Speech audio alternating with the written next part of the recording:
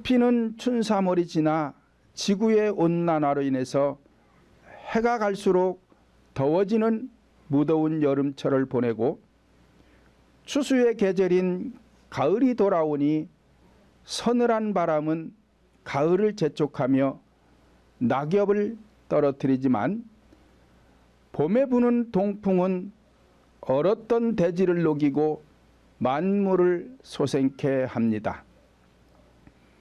봄에 씨를 뿌렸던 농부들은 여름에 불볕 더위와 싸우며 비가 오지 않아 가뭄이 들면 논밭에 물을 주고 장마가 오면 물을 빼며 때를 따라 비료를 주고 병충해를 막기 위해 농약을 치며 식물들을 열심히 땀 흘려 보살펴 주었더니 식물들은 농부에게 열매로 보답하는 계절이 되었습니다.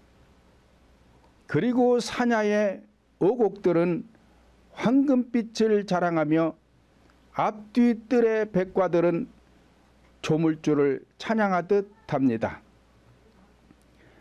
가을 하늘은 광활한데 서늘한 바람은 어디서 불어올까요?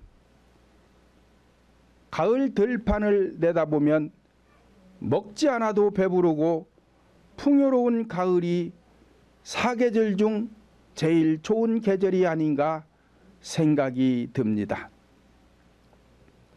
자연의 세계에도 질서와 원칙을 통해서 열매를 맺어 농부들에게 풍요로움과 기쁨을 주듯이 영적인 세계에도 원리를 따라서 심고 가꾸고 열매를 거두어 드리는 추수의 시기가 있음을 성도들은 깨달아야 합니다.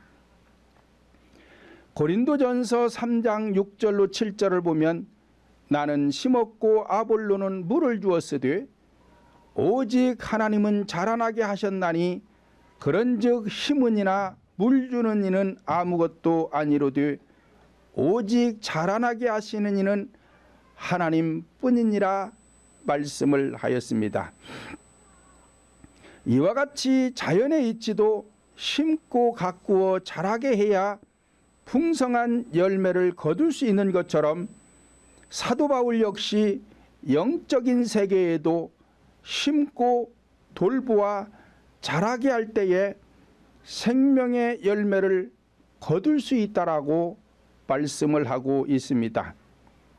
그러므로 영적인 신앙에서 알곡 성도, 즉 생명의 열매를 거두기 위해서는 첫째로 가라지가 아닌 알곡의 씨를 심어야 합니다.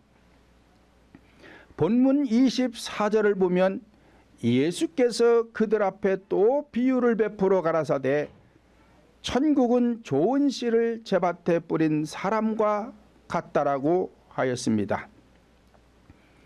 현상적인 식물의 씨앗은 수만 가지가 있으며 사람이 먹으면 육체를 이롭게 하는 씨앗이 있는가 하면 해롭게 하는 씨앗도 있습니다. 그런데 농부는 밭에 좋은 씨를 뿌렸지만 가라지도 생겨났다는 것입니다. 이와 같이 영적인 씨앗도 성도들에게 유익을 주는 씨앗이 있는가 하면 독이 되는 씨앗도 있다는 것입니다. 그러므로 우리 육체에 유익을 주는 씨앗은 수백 수천 가지가 있지만 성도들에게 유익을 주는 영적인 씨앗은 단 한 가지밖에 없는 것입니다. 그 씨앗은 그리스도의 씨앗인 성령의 열매뿐인 것입니다. 고린도전서 15장 20절을 보면 그러나 이제 그리스도께서 죽은 자 가운데서 다시 살아 잠자는 자들의 첫 열매가 되셨도다라고 하였습니다. 이와 같이 성령의 씨를 심어야 생명의 열매를 거둘 수가 있는 것이지 가라지를 뿌리면 가라지밖에 얻을 수가 없는데 오늘날 많은 교회들이 가라지를 뿌리면서도 내가 지금 뿌리는 씨앗이 가라지인지 아니면 곡물인지도 모르고 있는 사람들이 많이 있음을 깨달아야 합니다. 고린도전서 15장 42절로 44절을 보면 죽은 자의 부활도 이와 같으니 썩을 것으로 심고 썩지 아니할 것으로 다시 살며 욕된 것으로 심고 영광스러운 것으로 다시 살며 약한 것으로 심고 강한 것으로 다시 살며 육의 몸으로 심고 신령한 몸으로 다시 사나니 육의 몸이 있은즉 또한 신령한 몸이 있느니라 말씀을 하였습니다. 그러므로 우리 인간은 출생함과 동시에 죽은 영으로 출생을 하게 되는 것입니다. 그러므로 죽은 영이 다시 살아 신령한 육체가 되려면 죽고 사는 과정을 거쳐야 하는 것입니다. 이와 같이 현상적인 곡물의 씨앗이 땅에 심었는데 이 씨앗이 죽지 않고 가만히 있으면 다른 생명이 나타나지 않습니다. 그러므로 씨앗은 땅에 심겨지면 반드시 죽어야만이 다른 생명이 살아나듯이 우리 육체에 썩을 것을 심어야, 다시 말하면 죽여야 썩지 아니할 것으로 다시 살고, 욕된 것을 심어야, 다시 말하면 육신의 정욕과 안목의 정욕과 이생의 자랑과 같은 것을 죽여야 영광스러운 것으로 다시 살고, 약한 것을 심어야 우리 인간 속에 있는 이 육체는 약한 것입니다. 이것이 죽어져야 강한 것으로 다시 살고, 강하다는 것은 하나님의 기운이 생겨난다는 것입니다. 그래서 육의 몸을 심고 육의 몸을 죽여야, 다시 말하면 십자가에 못 박아 죽여야 신령한 몸으로 다시 사나니 육의 몸이 있든즉 또한 신령한 몸이 있다라고 하였습니다. 그러니까 육의 속성을 십자가에 못 박아 죽이지 않는 한 썩지 아니할 것으로 살지도 못하고, 영광스러운 것으로 다시 살지도 못하고, 강한 사람이 되지도 못하고, 신령한 몸이 되지도 못하고, 그대로 육의 몸으로 있다가 가라지가 되어서 천국까지 못한다는 것입니다. 고린도전서 15장 39절 보면 육체는 다 같은 육체가 아니니 하나는 사람의 육체요, 하나는 짐승의 육체요, 하나는 새의 육체요, 하나는 물고기의 육체라.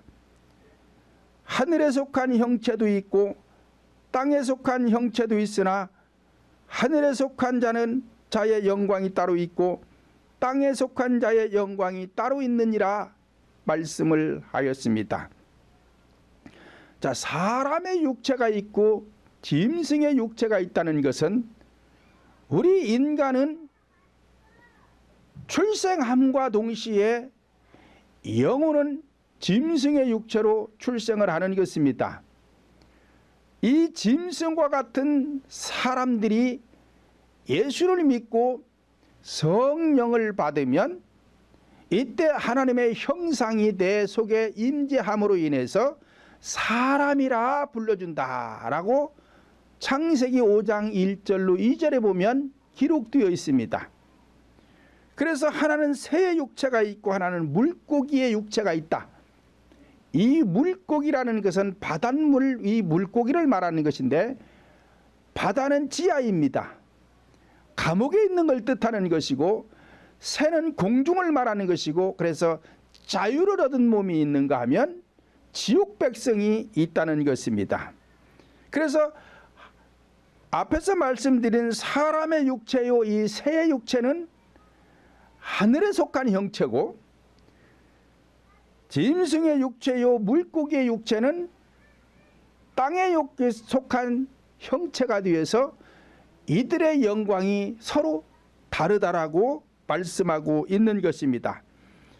그러므로 어떤 씨를 어떻게 심었느냐에 따라 성도들의 영체도 달라지는 것입니다.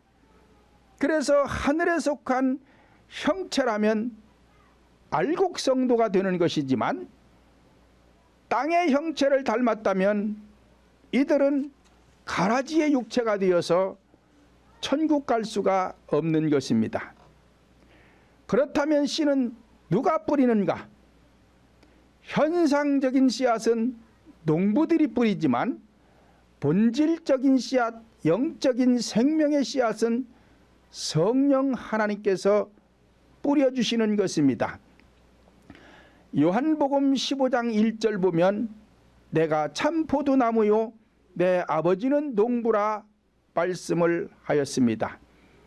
이와 같이 영적인 농부는 성령 하나님께서 농부이신데 생명의 씨앗은 교회의 지도자인 사람을 통해서 뿌리게 되는 것입니다.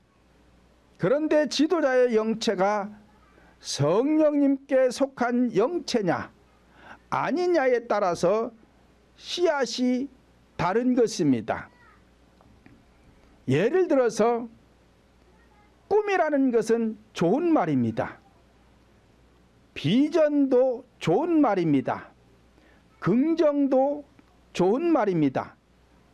그런데 이 꿈을 갖다가 현상에 두고 말을 하면 가라지가 되는 것이고 믿음에다 두고 이야기를 하면 알곡이 되는 것입니다. 그런데 요즘 많은 사람들이 교회 안에서 꿈을 말할 때에 성도들에게 꿈이 있어야 된다. 꿈이 없는 사람은 비전이 없다.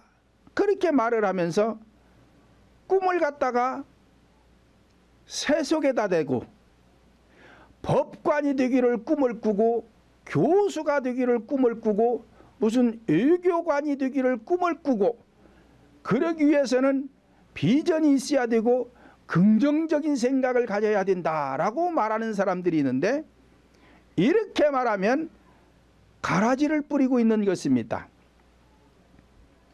왜 그러느냐?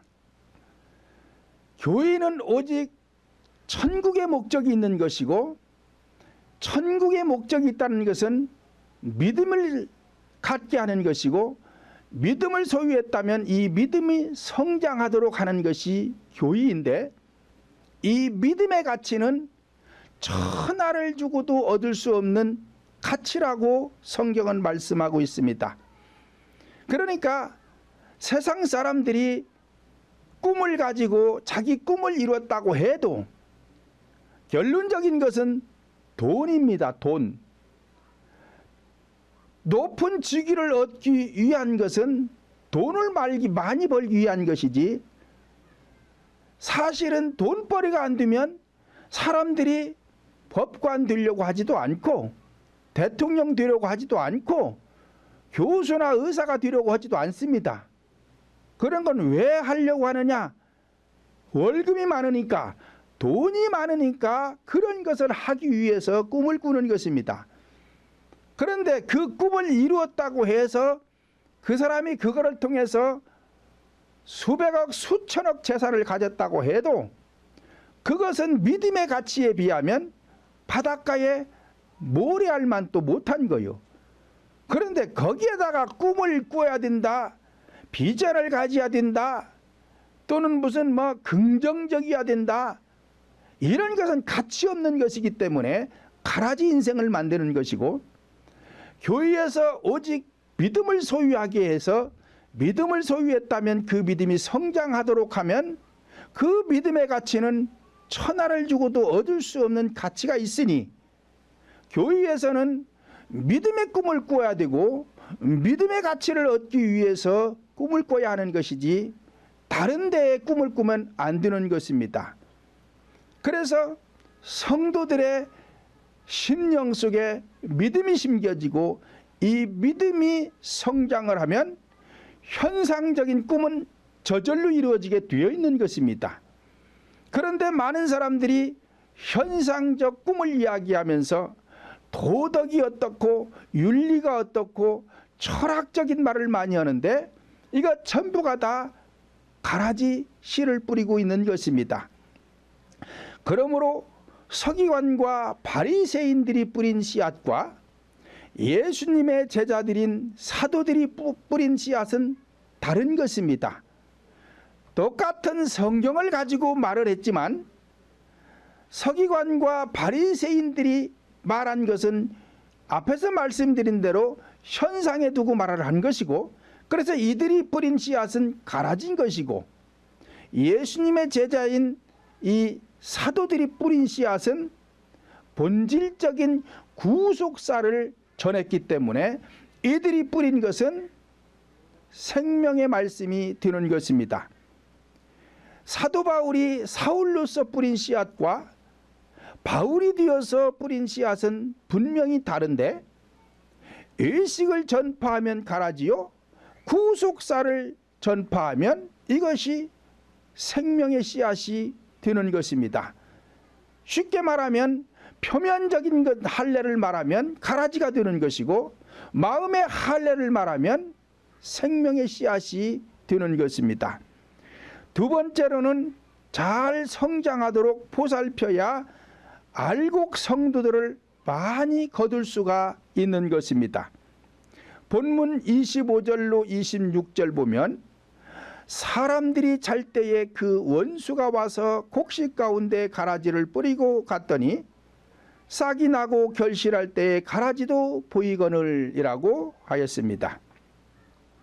이와 같이 가라지는 뿌리지 않아도 저절로 생겨나듯이 성도들의 심령밭에도 악의 씨는 뿌리지 않아도 계속해서 생겨나게 되는 것입니다.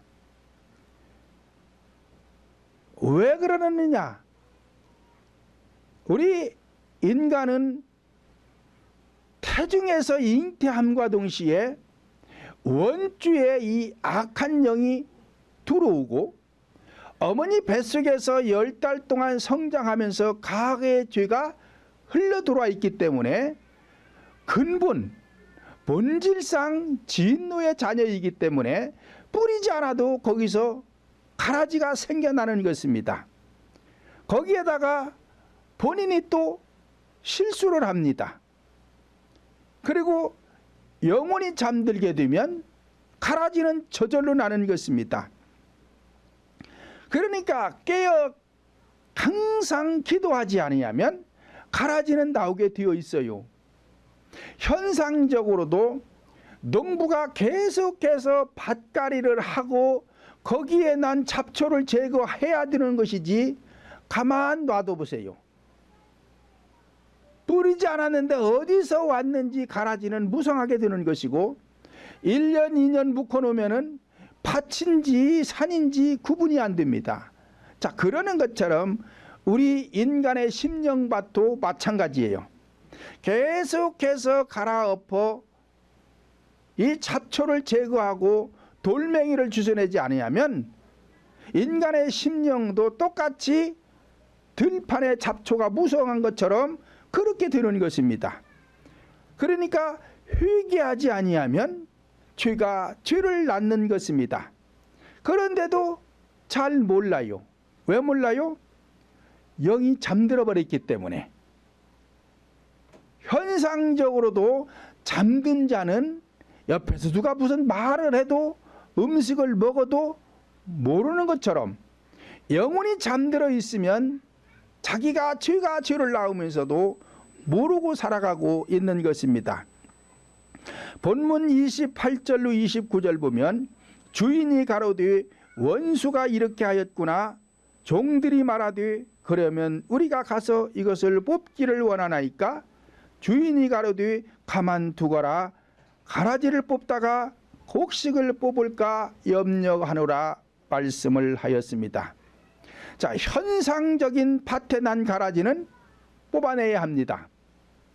그러나 예수님께서 뽑지 말라는 것은 교회 안에서 가라지 노릇을 하는 성도들을 배척하지 말라는 것입니다.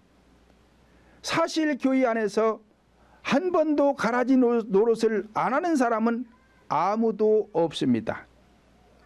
그러므로 가라지 노릇을 할 때마다 배척하면 교인은 아무도 없을 것이며 구원받을 자도 없게 되는 것입니다.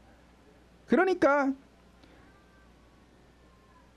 가라지, 즉 염소와 같은 성도들을 사랑으로 안아주고 그들의 인격을 존중해주고 보살펴 주어서 양 같은 성도로 만들어주는 것이 교회가 해야 될 일인 것입니다. 그러므로 교회 안에서는 염소와 같은 성도가 있다 해도 비판하면 안 됩니다. 정죄해서도 안 됩니다. 또 심판해서도 안 되는 것입니다. 왜냐? 이것이 오늘날의 선악과가 되기 때문에 어떤 사람이 교회 안에서 가라지 노릇을 하고 염소 노릇을 한다고 해서 그 사람을 비판하고 정죄하면 내가 심판자가 되기 때문에 가라지 노릇하는 사람보다도 내가 오히려 더 나쁜 죄를 낳고 있기 때문에 그런 것입니다. 그러니까 교회 안에서는 가라지 노릇을 하고 염소 노릇을 한다고 해도 절대로 비판하지 말고 정죄해서도 안 되고 심판자가 되어서도 안 되는 것입니다. 그렇다면 염소의 속성은 무엇인가? 염소는 뿔이 있어서 남을 찌르는 것입니다. 그러니까 험한 말을 하는 사람들, 말을 함부로 해서 생각 없이 해서 상대의 마음을 상하게 하는 사람, 이런 사람은 지금 염소가 되어 있는 거예요. 또 염소는 고집이 셉니다. 그러니까 어떤 회의석상에서 누가 어떤 말을 하면 반대 의견을 제시하고 그것을 꺾지를 않아요. 그리고는 자기 의견을 관철시키기 위해서 고집을 부려. 그러면서 자기 주장이 강한 사람, 이런 사람 염소와 같은 성도입니다. 그리고 화합하지 못하도록 이간질을 해. 평소에 사람들이 있을 때는 안 그런 것 같다가 단둘이 만나면은 그 사람에게 누가 어쩌고 저쩌고 어쩌고 저쩌고 이간질을 해. 얼마 전에 우리 교회에서 그러다가 우리 교회 그만두고 나갔잖아요. 왜 그러느냐? 그러니까 이간질을 하다 보면은 이 사람한테 이간질하고 저 사람한테 이간질하고 자꾸 이간질이 많아지다 보면은 자기가 설 곳이 없어요. 그렇잖아요. 이 사람한테 이간질했어요. 저 사람한테 이간질했어요. 또 이 사람한테 했어요. 저 사람한테 했어요. 그러니까 나중에 이간질하다 보니까 자기가 왕따를 당하게 되고 자기 스스로 있을 곳이 없어져 버려요. 그러니까 교회에 머물지를 못해. 교회를 떠나는 거예요. 그러니까 이런 염소와 같은 것을 빨리 정리를 해야 되는데 정리를 못하고 길어지면 결국 자기 스스로 교회를 떠나고 마는 것입니다. 양의 속성은 무엇인가? 의지하는 심이 강합니다. 그러니까 내게 어떤 단점을 발견했을 때에 그 단점을 저 사람을 통해서 내가 도움받을 수 있다 생각하면 그 사람을 의지하는 것입니다. 그 사람을 가까이 하는 거예요. 그래서 그 사람부터 무엇인가 배우려고 하는 거예요. 이런 사람은 화합을 잘하는 사람이에요. 그리고 이 양은 발바닥을 깨끗이 하는 동물입니다. 발바닥이라는 것은 땅끝을 말하는 거예요. 그러니까 회개를 잘하는 사람, 회개 기도를 잘하는 사람들은 자꾸 영이 좋아지니 이간질의 반대가 되어서 화합을 하려고 하는 것입니다. 그리고 양의 속성은 죽기까지 순종하는 것이고 반항하지 않는 것이 양의 속성입니다. 그래서 양을 털을 깎을 때는 주인이 잡아서 눕히면 가만히 있어요. 그리고 털을 깎아도 가만히 있습니다. 근데 염소는 안 그래요. 염소는 뿔을 잡아서 넘어뜨리려고 해도 넘어지지 않으려고 고집을 부리고 뛰고 팔광을 합니다. 그런데 양은 안 그렇다 이 말이에요. 빌립보서 2장 8절 보면 사람의 모양으로 나타나셨음에 자기를 낮추시고 죽기까지 복종하셨으니 곧 십자가의 죽으심이라 말씀을 하였습니다. 이와 같이 어린 양으로 오신 예수님은 죄가 없음에도 십자가에 못 박아 죽이는데 반항하지 않았습니다. 죽기까지 순종을 했던 것입니다. 예수님께서 십자가에서 죽으신 것은 우리를 구원하시고자 죽으셨던 것처럼 양들이 사람의 손에서 죽는 것도 사람의 먹이가 되고자 희생하는 것이며, 이때에도 양은 반항하지 않고 기꺼이 죽어주는 것이 양의 속성인 것입니다. 세 번째로는 쭉정이가 아닌 알곡 성도가 되어야 합니다. 본문 30절을 보면 둘 다 추수 때까지 함께 자라게 두어라. 추수 때에 내가 추수꾼들에게 말하기를 가라지는 먼저 거두어 불사르게 탄에 묻고 곡식은 모아 내 곡간에 넣으리라 하리라 말씀을 하였습니다. 이와 같이 가라지나 쭉정이 신자는 성령 하나님 곡간에 들어가지 못한다는 것입니다. 그렇다면 추수 때는 언제인가? 인간의 개개인의 목숨이 끊어질 때가 추수 때인 것입니다. 본장 39절로 40절을 보면 가라지를 심은 원수는 마귀요 추수 때는 세상 끝이요 추수꾼은 천사들이니 그런즉 가라지를 거두어 불에 사르고 불에 사르는 것 같이 세상 끝에도 그러하리라 말씀을 하였습니다. 그러니까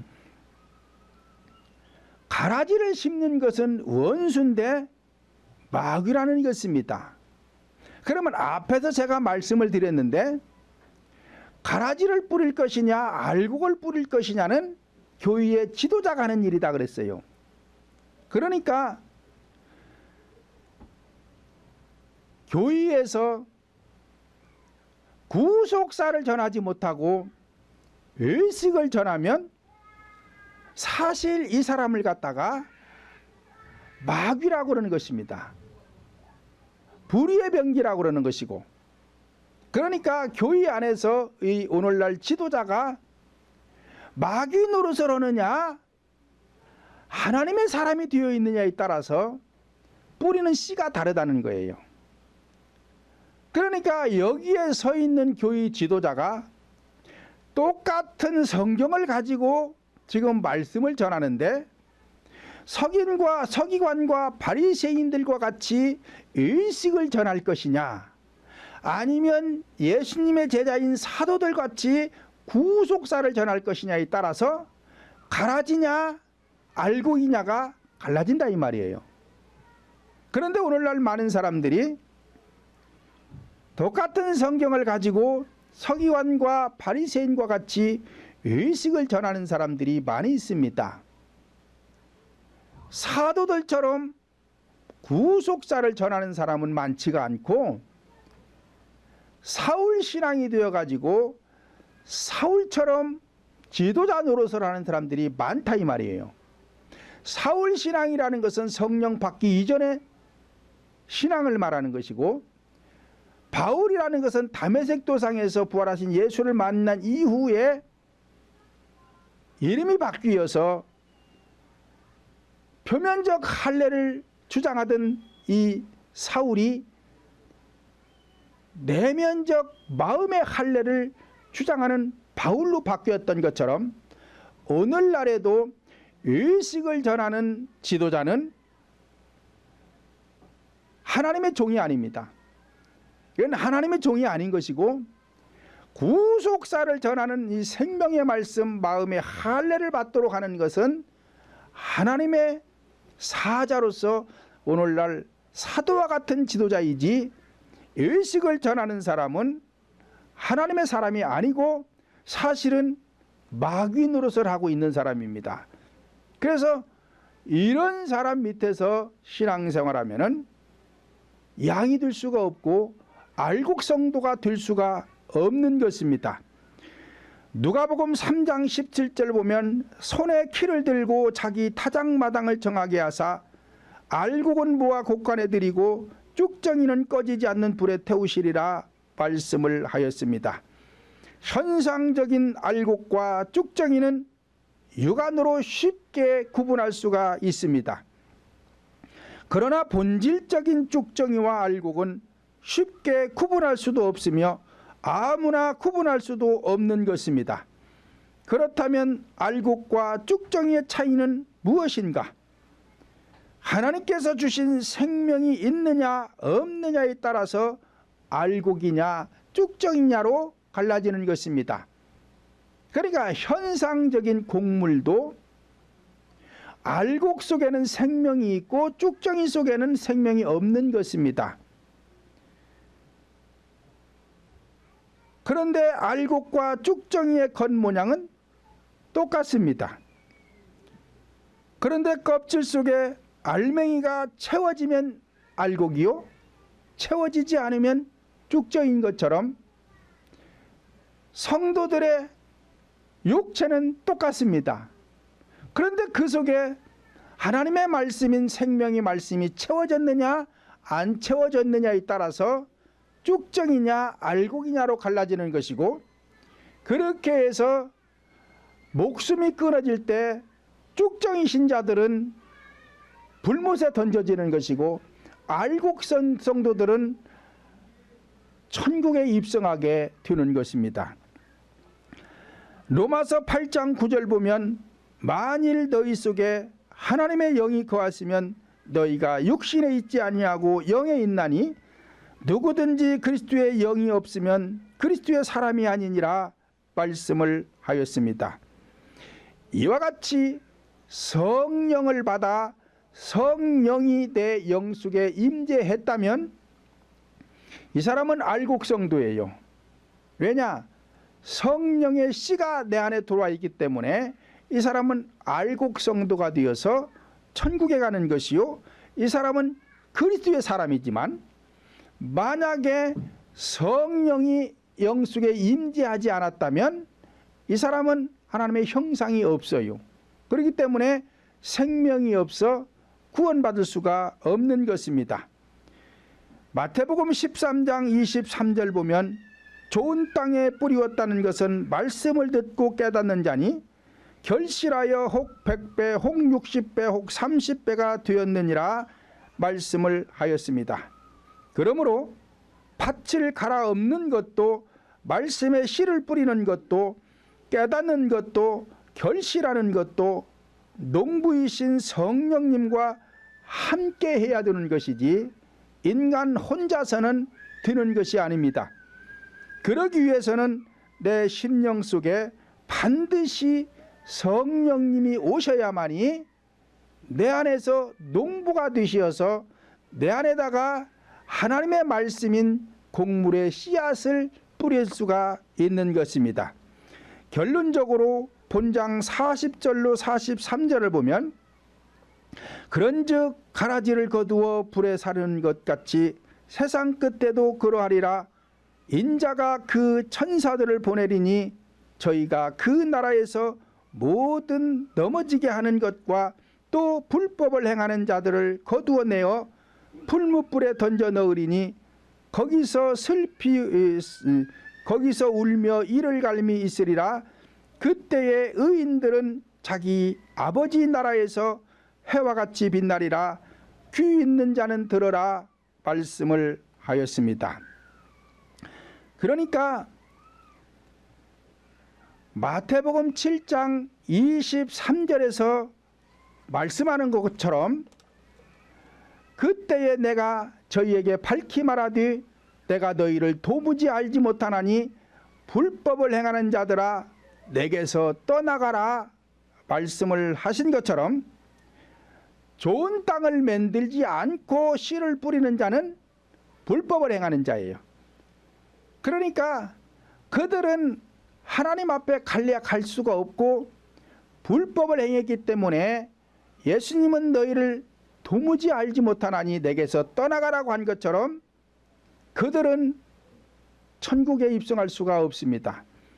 그러므로 반드시 심령밭을 갈아엎어 말씀에 씨를 뿌리는 자가 하나님의 사람이지, 심령밭을 갈아엎지 않고 돌을 주워내지 않고 잡초를 걷어내지 않고 씨를 뿌리는 자들은 서기관과 바리새인과 같은 것이고 사울 신앙과 같은 자가 되어서 천국에 입성할 수가 없는 것입니다.